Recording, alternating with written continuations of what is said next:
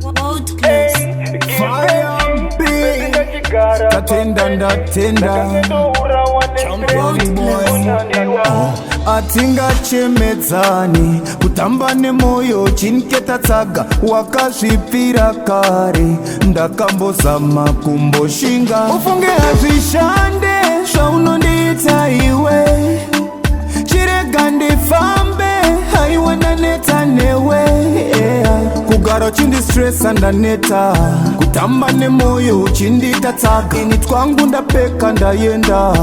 sara zvako mudiwa wangu andichina pressure newe zviri nani ndingosiyana newe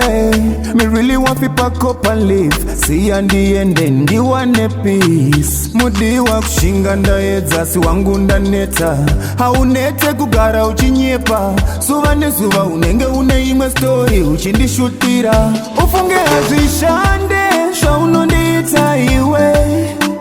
chirega ndifambe haiwa ndaneta newe kugara uchindistresa ndaneta kutamba nemoyo uchindiita tsaga ini twangu ndapeka ndayenda sara zvako mudiwa wangu unondiona kunge tsaga risingaoni foni yenyu inopisa my boy chiregera tingokata zilong story ini zvangu ndayenda mudiwa sorry atingachemedzani kutamba nemoyo chinketa tsaga wakazvipira kare ndakambozama kumboshinga ufunge hazvishande zvaunondiita iwe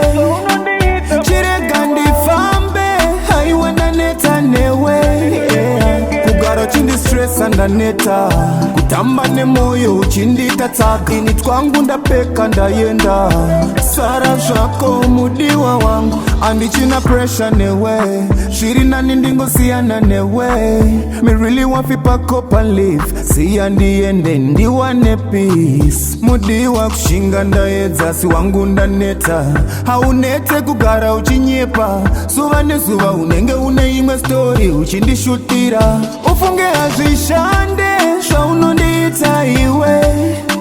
chirega ndifambe haiwa ndaneta newe kugara uchindistresa ndaneta kutamba nemoyo uchindiita tsaga ini twangu ndapeka ndayenda sara zvako mudiwa wangu ufunge hazvishande zvaunondiita iwe chirega ndifambe haiwa ndaneta newe kugara uchindistresa ndaneta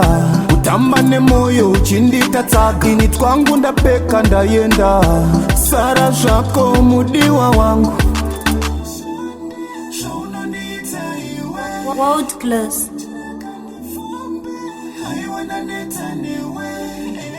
kugara uchindistresa ndaneta ini twangu ndapeka ndayenda